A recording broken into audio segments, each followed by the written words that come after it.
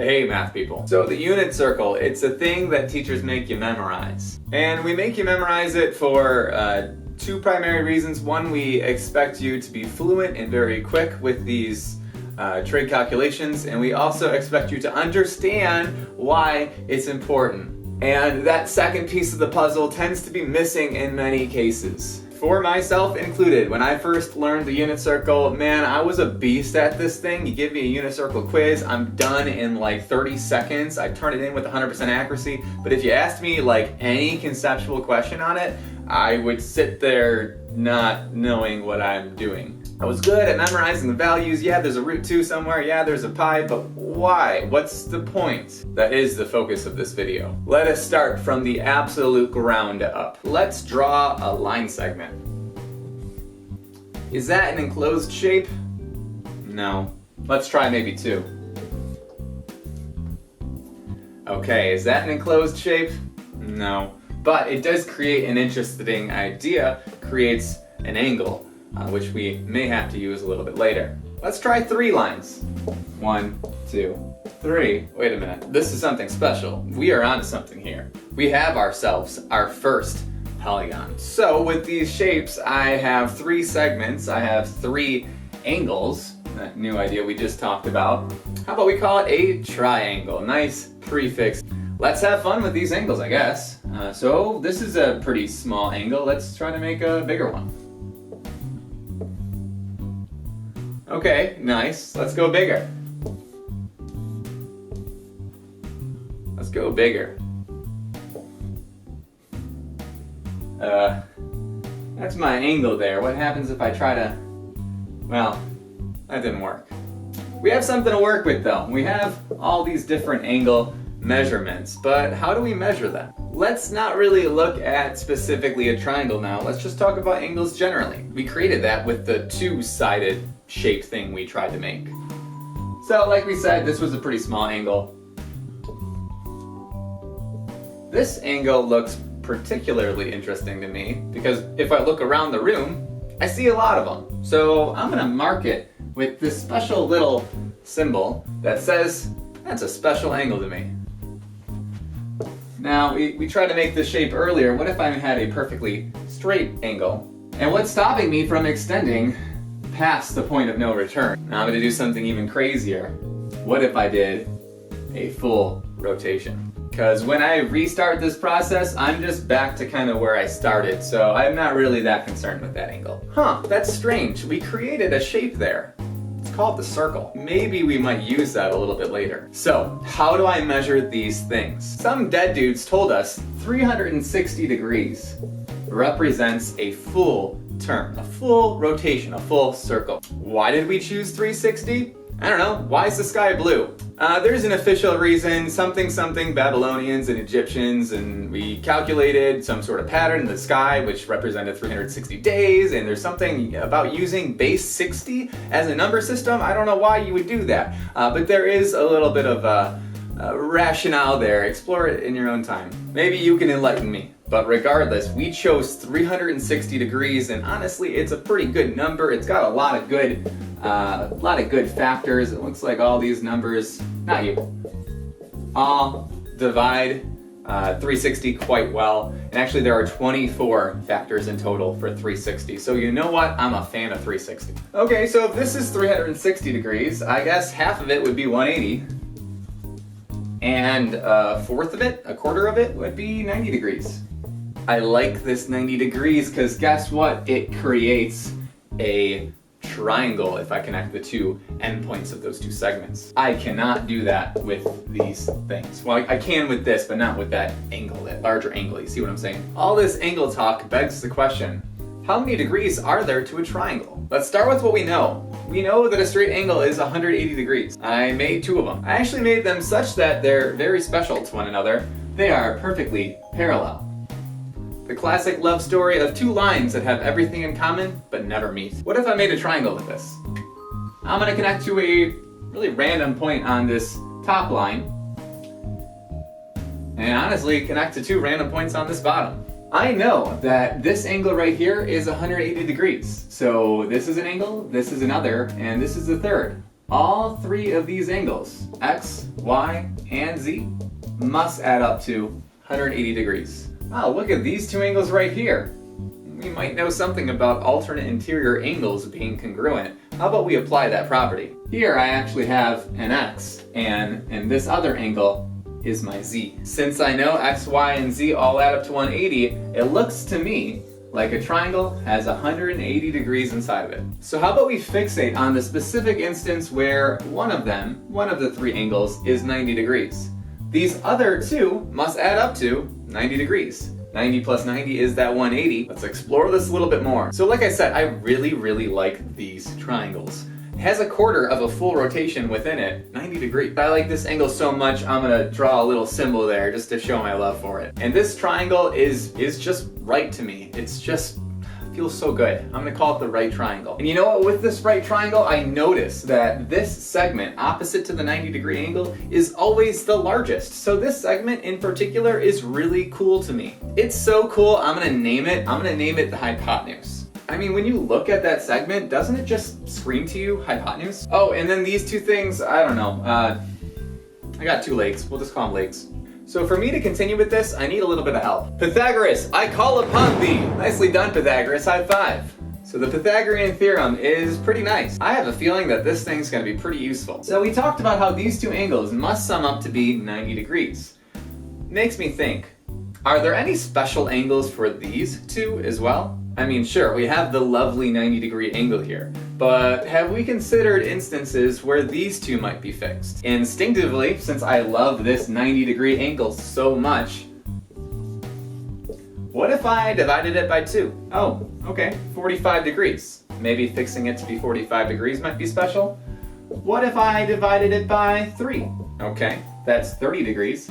Maybe if I made one of them 30 and the other 60, that might be special. What about 90 divided by 4? Wait, gross, what is that?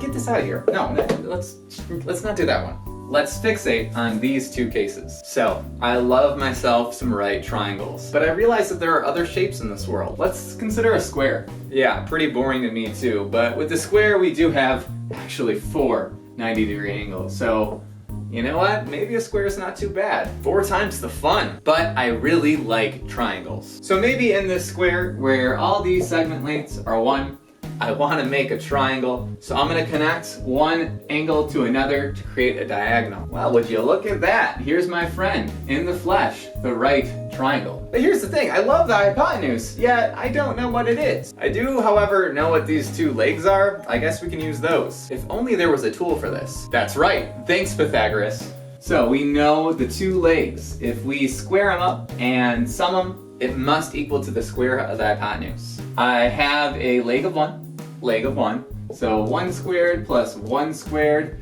that's got to equal my hypotenuse squared. 1 squared is 1, twice over. 1 plus 1 is 2. So it looks to me, considering only the positive case, my diagonal is the square root of 2. Now that's pretty cool, but I specifically want to focus in on this hypotenuse. I really like the hypotenuse. Sure, in this case the hypotenuse is root 2, but what if we looked at a specific instance where we fixate the hypotenuse to be exactly 1? What must the other two segment lengths be?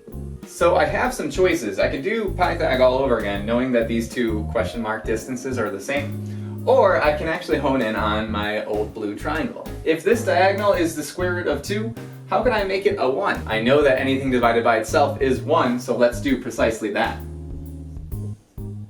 Divide all 3 terms by the square root of 2. In this instance, root 2 over root 2 turns to that 1. And it turns out both these cases are the same, obviously. I just have to rationalize that denominator, which is a little annoying. 1 over root 2, if I want to rationalize that, I just multiply by root 2 over root 2. And when I do this, up in the numerator, I end up getting root 2. Down in the denominator, I see root 2 times root 2. That is just a simple 2. Same instance for the other leg. So why did I focus on this square? If you think about what I just did here with this diagonal drawn perfectly down the middle, cutting it in half, I cut this 90-degree angle in half. Similarly to how I said 90 degrees divided by 2 made render something special. Secretly, all along, these angles were 45 and 45 degrees. We looked at the 90 divided by 2 case. How about we focus in on that 90 divided by 3? For the second of 2 of my special right triangles, I actually want to consider a not right triangle. Now this triangle, while not right, is still pretty cool. I figure this. There are 180 degrees to a triangle, all triangles. I noticed that there are also 3 sides to it. So 180 degrees divided by 3 is 60. How about we make all these angles to be exactly 60 degrees? So we're getting somewhere now. If I cut 60 in half, I'll end up getting that 30-degree measure that I was kind of looking for. So let's do that. I'm gonna cut this right down the middle, cut it perfectly in half.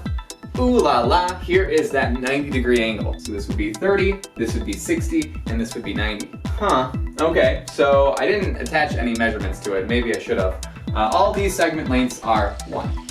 Making, since this bottom one is a full 1 and we cut it perfectly in half, this segment to be a half. So I call upon Pythagoras once more as I try to figure out all the side measurements of this blue right triangle on the inside. So with a little bit of a squared plus b squared is equal to c squared action, I notice that this time around I have a leg and a hypotenuse, but I don't have that other leg. I plug in half for a,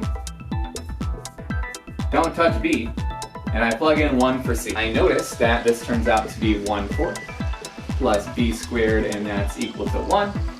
Subtract a 4th from both sides. We end up getting 3/4 here.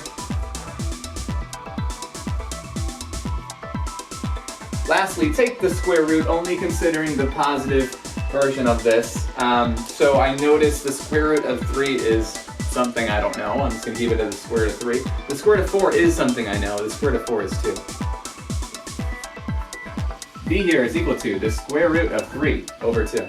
Bringing this all together, we actually see that we already started with a hypotenuse of 1. So our segment lengths are going to be 1, a half, and root 3 over 2. Looks like opposite to the half is 30 degrees, and opposite to the root 3 over 2 is 60 degrees. So this begs the question, more question begging, are there more special right triangles?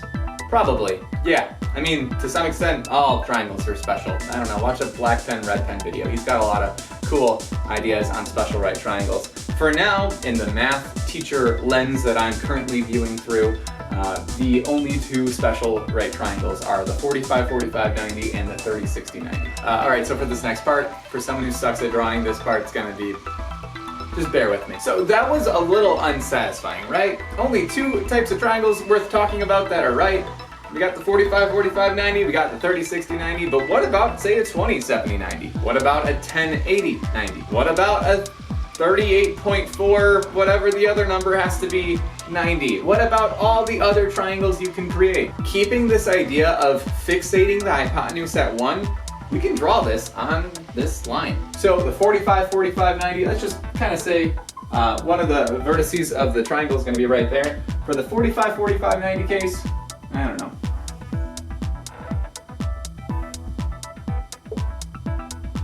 Here's the 45-45-90 case. Both of these angles are roughly 45 degrees. If we had the 30-60-90 a little bit smaller,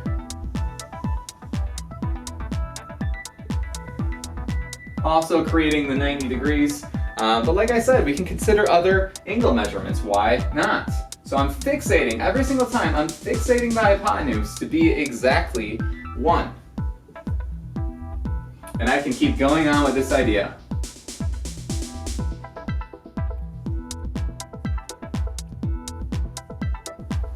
So what's the issue if I try to make this precisely 0 degrees? Well, it's just the hypotenuse laying down on the ground. This distance is 1. Likewise, what's the issue with making this angle exactly 90 degrees? Well, 90 degrees plus 90 degrees is already 180. You can't have a triangle with 2 90-degree angles. In which case, that's just going to be the hypotenuse standing perfectly up tall. You guys should see something here. If we notice what's going on, we have a bit of a pattern. We're creating this circular arc, perhaps the 4th of our friend, the unit circle. I have a lot of other angles going on here though. In the unit circle, we're only looking at those special right triangles. In this instance, I drew quite a number of them to show that we do definitely get a circular arc. Of course, This is where I have to draw a circle, so let's see if I can do this. I'm awful at drawing circles. Of course, we can continue this pattern. We can draw triangles going in the other directions here. So this would be the second quadrant of, so let's pretend that this is the x-axis and this is the y-axis. This would be in the second quadrant of that unit circle. Here is the 90-degree angle. It's still there, it's just on the other end. Of course, we can continue with this pattern. Yeah, I already kind of messed that up a bit. And we can create a semicircle if we go into quadrant 2. Same story for quadrant 3, nothing changes here. Actually, fun little side note with this, I can kind of mirror this triangle right here. So pretend you're looking down at a pond. That image is going to have the same length as your image if you do that, assuming no distortion.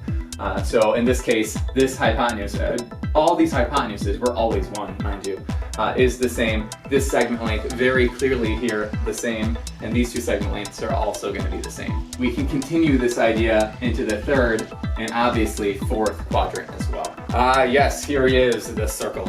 Okay, so slowly but surely we're getting to the unit circle. We're actually very close. So let's talk about circles, in particular this circle. This circle is a special circle, the unit circle, but let's talk about why.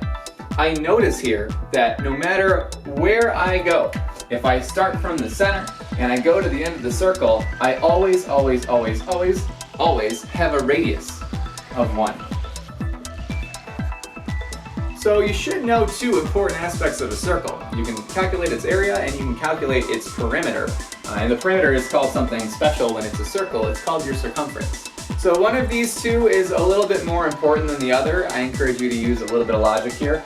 Is the area particularly important here? So I'm going to outright say it, the area is really not that important here. If I think about an area of a sector here, that just doesn't help me with where I'm going in regards to the specific components of the unit circle. What is going to help us is the circumference, which is equal to 2 pi r. So if I did choose an arbitrary point, I'll choose this guy right here, in my unit circle, I can actually compute the circumference of this little component, and that's called an arc length. So generally speaking, with my circumference formula, I know that the full circumference of a circle is 2 pi r. And in our case here, r happens to be 1. So in this instance, the circumference is exactly 2 pi. Meaning a full rotation around this is 2 pi. Begs the question, instead of viewing a full rotation, what is, say, a half a rotation? So in this dashed line here, a half rotation is half of 2 pi. That's just pi.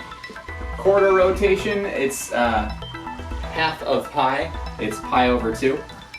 So you have to be a little tricky there. It's not a quarter of a pi, half of pi, and that's specifically because a full rotation is 2 of pi's. You know, perhaps there's another unit out there that we could have used for this. We get the idea. We can actually use this idea of arc length to figure out angle measurements, actually. So here's the thing, don't get me wrong, degree measurements are great. If I'm talking to someone in real life, I'm going to use degree measurements to refer to something if I need to talk about an angle. However, there's something elegant, something nice to be said here when using what's called radians as an angle measure. Halfway around is a pi. Quarter way around is pi over 2. We can say an eighth way around is pi over 4. A little bit easier to talk about it rather than using, say, 180 degrees, 90 degrees, 45 degrees. So there is a conversion for this, obviously. I know that a perfectly straight angle is 180 degrees, so 180 degrees is the same thing as pi. Likewise, if I did a full rotation all the way around the circle, I know that that's 360 degrees per the discussion earlier, so 360 degrees is the same thing as 2 pi. Pi over 2 is the same as 90, yada yada yada. So what is the conversion? So the conversions are, if you're moving from radians to degrees, you actually just multiply by 180 over pi. The secret's actually right here. And if you're going from degrees to radians, it's pi over 180. So let's just play around with this angle right here. So I'm going to find it. It's dashed. This dashed green line will represent what's clearly 270 degrees, 3/4 of 360. If I want to convert 270 degrees to, say, radians, I would figure out which one I have to use here. While I'm in degrees, I want to move to radians. Degrees to radians, I just slap on a pi to it and divide by 180. So 270 pi over 180. This reduces to 3 pi over 2. Finally, let's merge all the ideas together. Ladies and gentlemen, it is time. It is time we merge together the ideas of the degree measures we studied at first with the special right triangles we hit second and circles that we hit third, to merge them all together to form the unit circle. Let us join. Okay, you know, that's getting a little weird. I'm not gonna do that. Let's join together these ideas. So when I was a student teacher, my students used to call the circle unit the egg unit because I couldn't draw a circle. And that holds true to today. So let's merge these ideas together. I know that I am on a normal, regular Cartesian plane, like a grid, a graph, right? So, you know, like 2, 3, 4, 7. This is just a normal graph. And there are a few ordered pairs that are actually really easy to find on it because I'm fixing the radius, which was always the hypotenuse, to be 1. If that's the case, these are all 1s. 1, 1, 1, 1. Very easy. So with that said, I know that this ordered pair must be, it's on the x-axis, so I have no y component to it, just 1, 0. This guy over here is 0, 1. This one right here is -1, 0. And lastly, the bottom is 0, -1.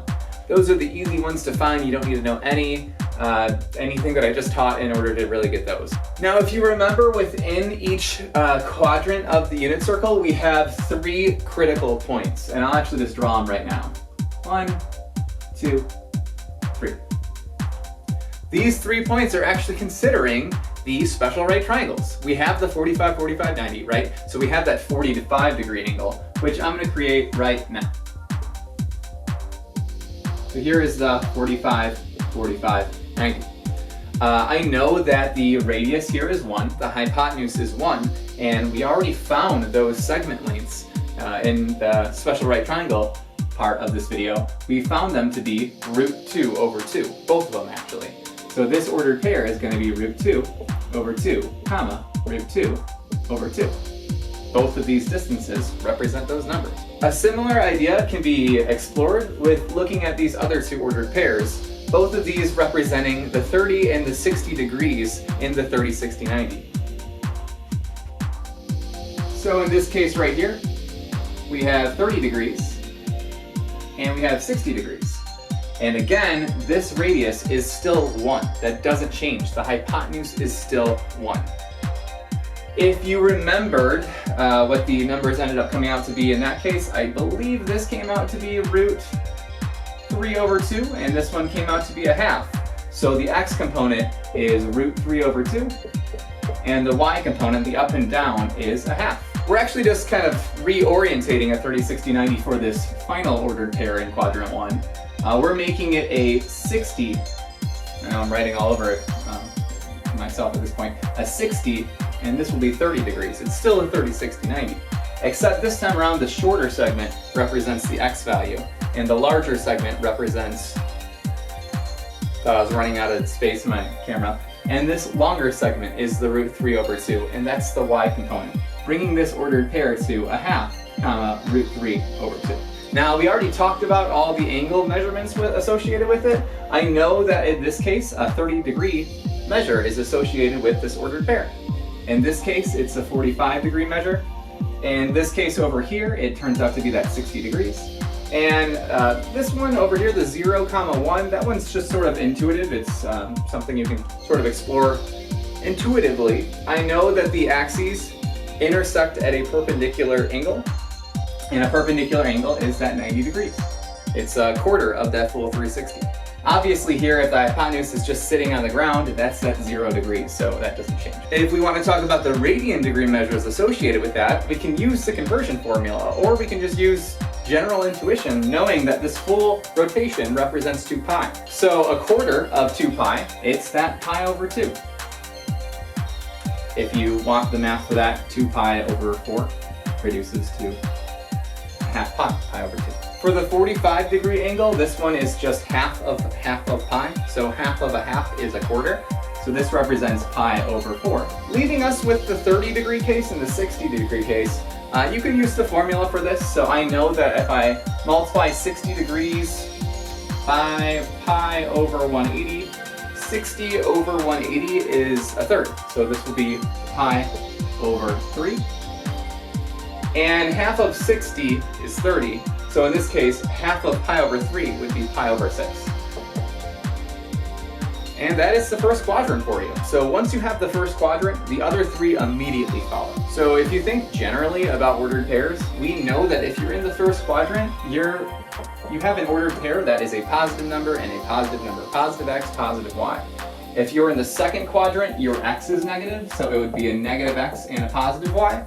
If you are in the third quadrant, you're negative, negative, you have negative x and you have negative y.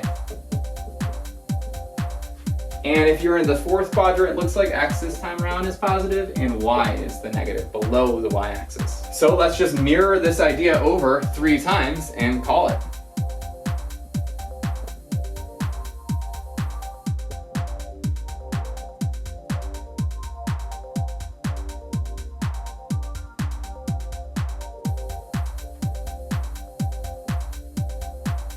So that represents my ordered pairs. Okay, so now let's talk about degrees for a little bit. We know the same general ideas are applied throughout. So if we're talking about, say, what this angle represents, we know that this is going to be a 45-degree angle. It's the one associated with the root 2 over 2's. So if this represents a 45-degree angle, we're just adding 90 degrees, which is that first quadrant, plus 45 degrees to get that this must be 135 degrees. Similar lines of logic can be used to find the other ordered pairs. I know that this represents a 30-degree angle, so 30 plus the 90, this is 120 degrees. I know I must add another 30 to get the next, this is 150 degrees. I encourage you to generally look for patterns within the unit circle. So in the instance of the ordered pairs, we knew that it was just the same 3 ordered pairs, just playing around with the signs depending on what quadrant you're in. Taking a look at the degree measures, I know that if you kind of ignore the 45-degree case for a moment, if you remove the middle ordered pair of each quadrant, we actually go up by 30s every time. 30, 60, 90, 120, 150, and of course 180 degrees when you have that straight angle.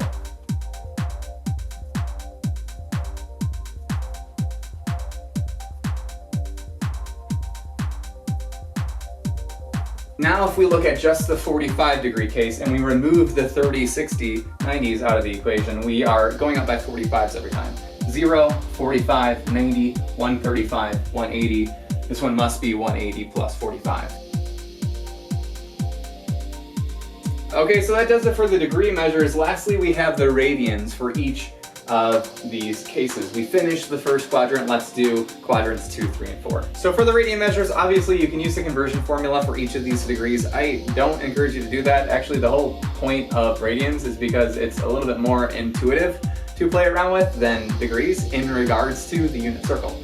So in this instance, I again encourage you to explore patterns within the radian measures. So I know a full rotation is 2 pi. So half of that is pi. And half of that is pi over 2, half of that is pi over 4. I know that I'm going up by pi over 4 for every time I see this root 2 over 2 ordered pair. I know that this is now going to be 3 pi over 4. This one's technically 4 pi over 4. This one over here is going to be 5 pi over 4. This one's technically 6 pi over 4, which reduces to 3 pi over 2. So just restarting this pattern. 1 pi over 4, 2 pi over 4, 3 pi over 4, 4 pi over 4, 5 pi over 4, 6 pi over 4, 7 pi over 4, and then lastly 8 pi over 4, which is the 2 pi. A similar idea can be found for the 30, 60, 90 instances. Here we have a pi over 6. We're just going up by pi over 6 for each one of these 30-degree slivers. So here we have a 1/6 of pi, 2/6 of pi, 3/6 of pi, 4/6 of pi, which is 2 pi over 3.